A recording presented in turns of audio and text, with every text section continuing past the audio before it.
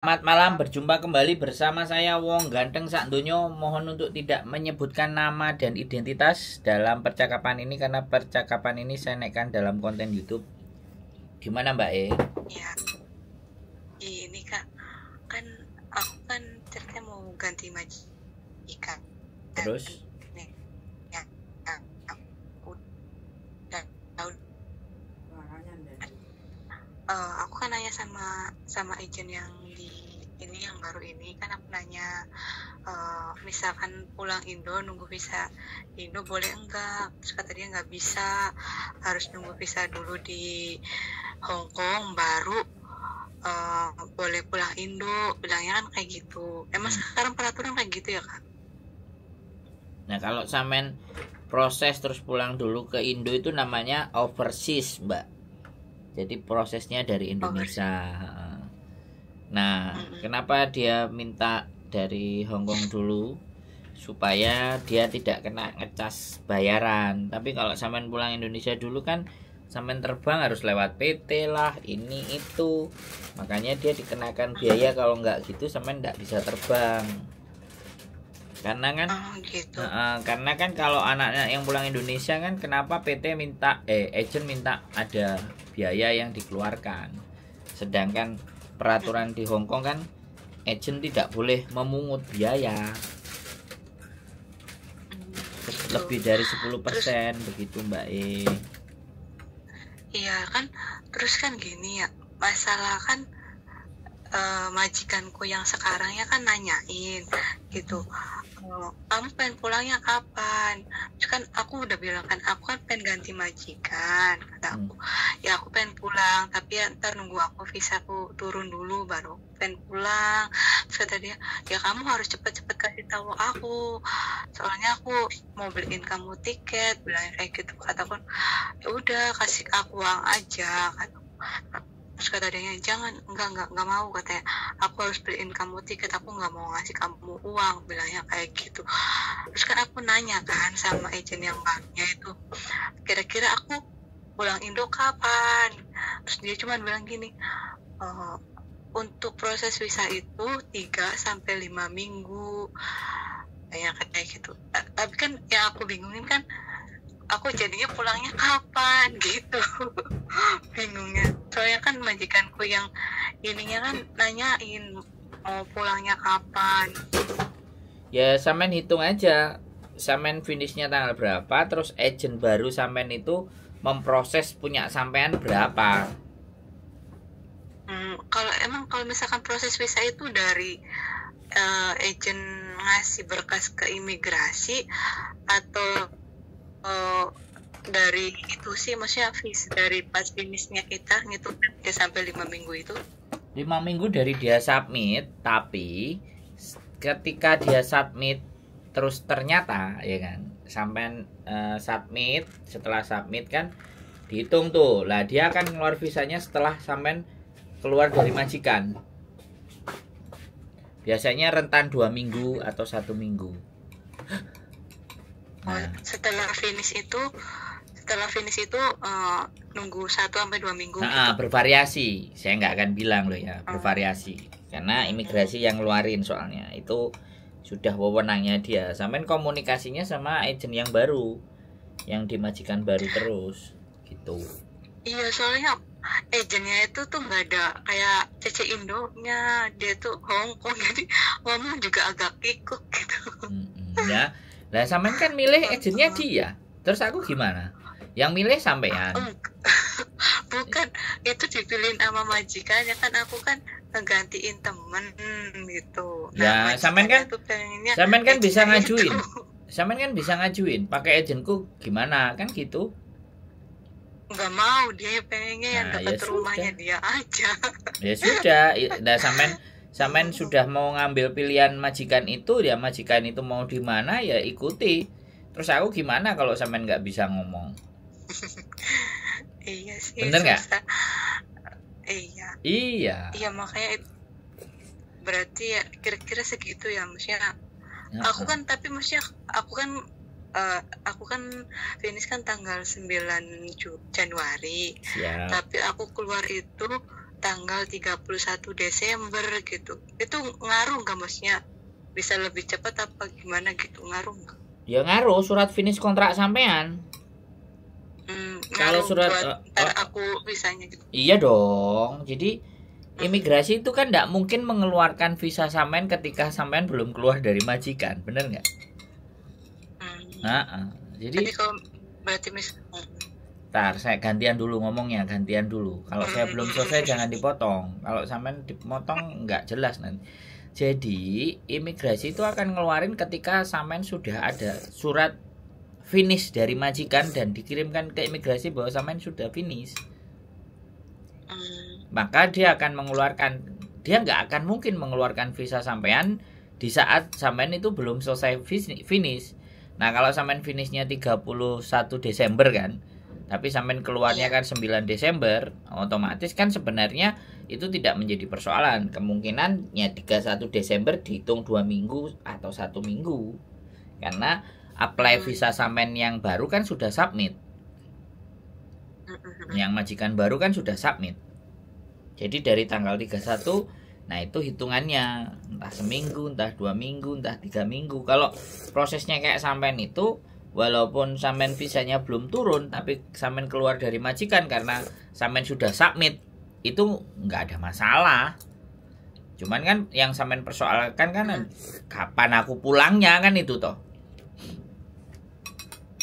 Halo? Lu kok hilang? Iya, halo. Jadi yang sampean persoalan kan tanggal pulangnya. Ya hitung aja dari tanggal 9 itu seminggu atau 2 minggu. Kalau visa sampean, berarti aku kira-kira, kan aku udah bilang tanggal 9 itu sampean hitung seminggu atau 2 minggu dari tanggal 9. Itu tiketnya. Yang maksimal aja. Halo? Iya, halo. Kedengeran nggak, Kak? Ya. Udah, bisa dipahami saya ngomong. Iya, paham. Berarti kalau misalkan surat finish itu ntar kan aku pas aku keluar itu dikasih surat finishnya ke aku, apa misalkan aku ganti majikan dikasihnya langsung ke imigrasi kalau surat finish itu? Nah itu persoalannya agent lama sama majikan sama agent baru. Jadi maksudnya gimana? Ya sama agent baru sama agent lama sampean serahkan loh. Itu kan sampean yang pegang. Sampean mau kirim sendiri ke imigrasi juga boleh. Agent. Berarti misalkan aku kan keluar dari majikan gitu, ntar aku minta sama agent lama surat finishnya gitu. Bisa minta sama majikan, ya minta suratnya terus ditandatangani majikan bahwa sampean finish. Nah itu terserah sampean yang nganterin ke imigrasi juga boleh, agent baru juga boleh, agent lama juga bisa. Tapi agent lama kalau sampean nggak renew ya nggak ngereken. Iya sih. Berarti maksudnya kalau misalkan aku pengen langsung ngasihin ke imigrasi gitu, boleh. Boleh. Nggak apa-apa, maksudnya nggak apa-apa gitu. Nggak apa-apa, terus sampean juga pegang kopinya. Terus itu misalkan mau ke imigrasi kayak gitu, kemana? Maksudnya ke lantai berapanya gitu? Kan aku taunya kan di Wanca ya. Nah itu Wanca, iya kan di Wanca ya kayak. Lantai 2, loket piro pian? Lantai 2. 1 2 3. Loket 1 2 3. Siap. Iya. Boleh. Nggak ada masalah. Ya, Kak. Udah jelas. Nggak bingung kan? Pulangnya mau tanggal berapa kan nggak bingung. Nggak masalah, pulangnya itu setelah. Makanya kan kalau beliin tiket sama majikan, kasih tahu kalau ada yang nggak pasnya, minta tolong agentnya kasih tahu ke saya alamat agentnya. Biar nanti kalau maju atau mundurin sampean bisa sendiri, nggak usah tanpa dia. Kan yang tertera di nama itu kan sampean. Halo? Itu.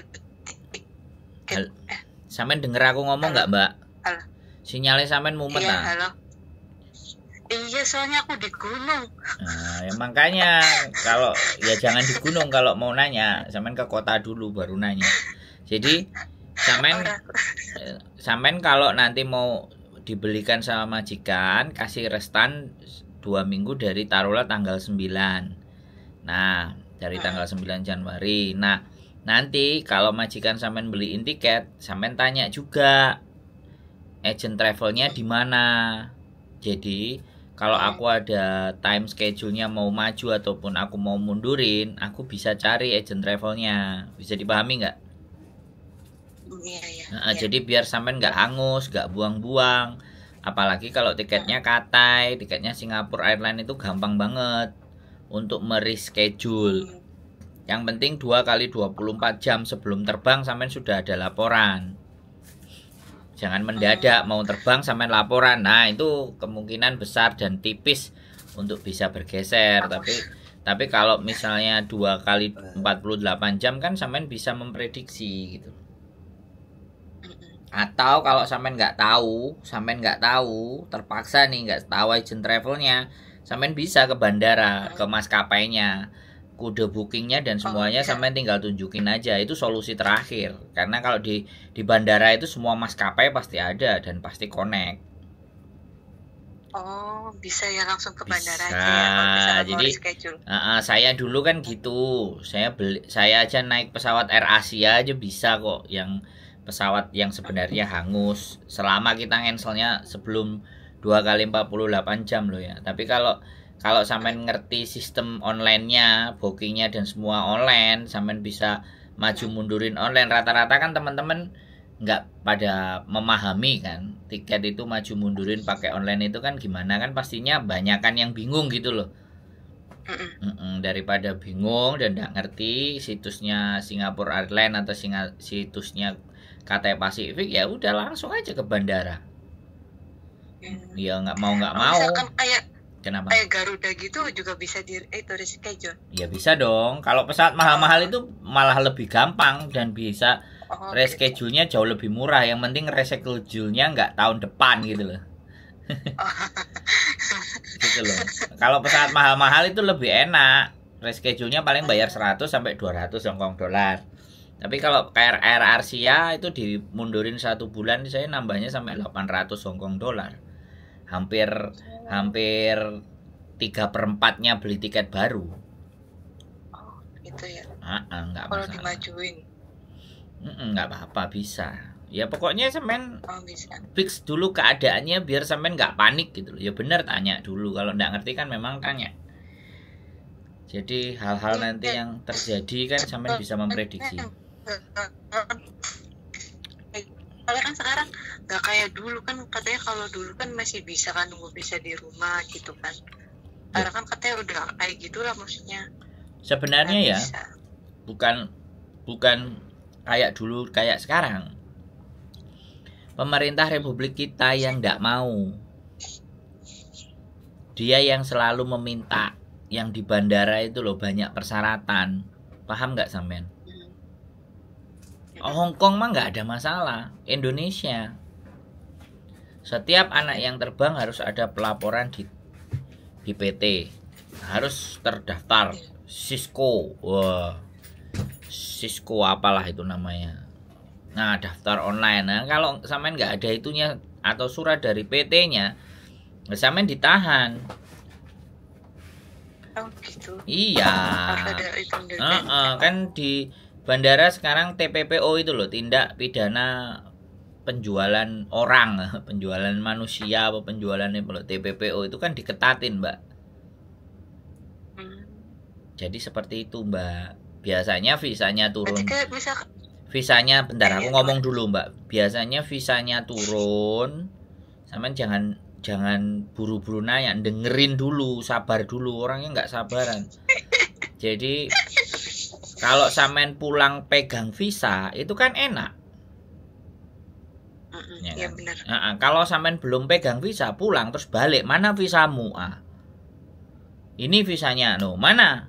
Izinmu sama PT. Loh, aku kan finish, Pak. Aku cuti, boleh alasan begitu sebenarnya kalau sampean berani. Saya mau balik lagi ini ke majikan nih. Ini mana visanya ini? Loh kok enggak sama? Nah, kan dipermasalahkan.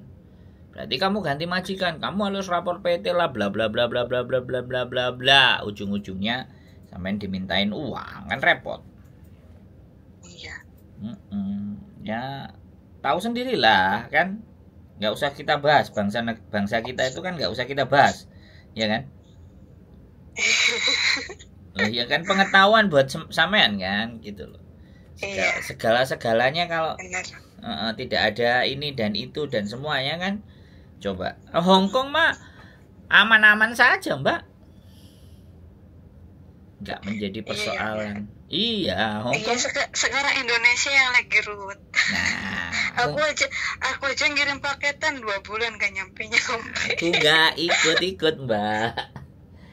Saya nggak ikut-ikut. Nah, gitu loh, Mbak. Makanya saya udah mulai kasusnya Mario Dandi itu, saya udah yang pegawai pajak terus anaknya beli yang mukulin anak menganiaya itu, semenjak kasus itu paketan udah ruwet semua semenjak kasus itu gitu. Jadi ya sudah nggak apa-apa ya, negara kita, republik kita, koordinasi antar pejabatnya, antar instansinya, antar semuanya, ya kita lah yang jadi bahan. 102 kontainer loh, Mbak, tertahan barangnya. Iya, makanya aduh aku gimana. Kemarin anak-anak pada makanya kalau sebenarnya teman-teman itu satu suara ya teriak-teriak juga kan, speak up gitu loh, ngomong ini resitnya semua. Tapi pemerintah kita, bea cukai dan perdagangan juga nggak mau tahu, karena itu kan bukan atas nama TKW. Artinya gini loh, ya memang itu barangnya teman-teman PMI Hong Kong ya misalnya. Tapi kan itu dibawa oleh para kargo, perusahaan kargo. Ya itu urusannya perusahaannya kargo kan gitu. Siapapun yang bawa barang dari luar negeri kan negara kita tidak mau tahu. Nah, kargo itu kan bisnis karena minta duitnya sampean, bener kan? Nah, nek mintae duit sampean kan kenaan. Pebisnisnya oleh duit, negarane oleh duit gak? Nah. Bisa dipahami gak? Negarane gak ada. Kenapa? Gini. Anakku kan maksudnya kan pengen pulang Indo gitu ya. Terus persyaratannya apa aja tuh kalau misalkan pengen pulang Indo? Ya, sampean kan turunnya mana? Apa? Jakarta apa? Surabaya. Jakarta. Turunnya Jakarta, balik juga Jakarta. Ya usahakanlah bawa BPJS biar nanti tidak dipermasalahkan. Saya rasa itu aja sih syaratnya. Yuk HP sampean nggak sampean daftarin atau beli kartu sama saya yang pulang Indo supaya dipakai di Indonesia. Maksudnya, sebulan bisa. Kartu apa itu? Kartu Indosat untuk Indonesia. Iya. Cara belinya gimana? Ya udah beli sama saya, ketemuan di MTR atau saya kirimin pakai pos, sampean transfer lo beres. Posnya sampean tambahi duitnya, ongkos posnya. Nyampe omae sampean nanti dimasukin ke HP. Terus roamingnya dinyalakan, nyampe Indonesia selesai, sudah on. 30 giga, waktunya 1 bulan. 30 giga. Saya kemarin itu ke yang maksudnya yang apa? Yang katanya suruh barcode itu. Ya, itu maksudnya itu nanti sampean boleh download ya kan, boleh download untuk custom clearance namanya. Tapi kalau sampean nggak mau download, nanti di Bandara Jakarta sampean tinggal isi aja. Sampean isi, sampean nggak bawa barang terlarang, sampean nggak bawa ini, sampean nggak bawa itu. Gitu boleh. Berarti cuman itu aja barcode, maksudnya cuman barcode aja, nggak ada pungutan apa gitu? Nggak ada pungutan. Paling nanti baliknya aja sama tanya BPJS. BPJS ada sih, kayak BPJS ada sih, kan dikasih sama PT itu waktu pas berangkat. Betul. Apalagi naiknya Garuda. Kalau naik Garuda itu BPJS itu pasti akan ditanyakan, Mbak. Tapi kalau selain Garuda nggak masalah. Saya tahu saya loh ya. Iya. Oke. Ada lagi yang mau ditanyakan? Ya kalau masalah kartu nanti aku inilah. Soalnya kan masih agak lama juga kan. Nggak ada masalah. Calling lagi. Kontak aja. Yang penting nggak usah bingung, nggak usah gitu khawatir. Ya, sudah jelas ya. Ngatur tiketnya, turun visanya, jaraknya bagaimana, nanti bagaimana, seperti apa solusinya, kan sampean udah paham kan? Iya paham, jelas banget sekarang sih. Artinya nggak boleh bingung. Ya, kalau sampai nelpon saya terus nggak dapat kejelasan, tak tutup aja channelku, Mbak. Bahaya gitu kan. Jadi kayak gitu ya, Mbak. Cukup, ada lagi yang kira-kira mau ditanyakan lagi? Udah, Kak, makasih Kak, udah jelas cukup banget. Oke, siap. Nah, sehat selalu ya, semangat Mbak. Yuk, bye-bye. Ya, semangat, bye-bye. Oke, teman-teman semuanya, ya, Mbaknya mau pulang, persiapan ABCD. Nah, ini saya seneng penonton konten saya sekarang sudah mulai memahami bahwa sebelum menghadapi persoalan, dia bertanya dulu, cari-cari info dulu. Bukan nanti ketika udah kena masalah, misalnya aku nggak bisa terbang gara-gara ini, terus telepon, wah jadi rame gitu kan. Jadi seperti itulah menurut saya. Apapun ceritanya, tetap semangat, tetap selalu belajar, dan keep stay tune my YouTube channel, and see you next video. Bye bye.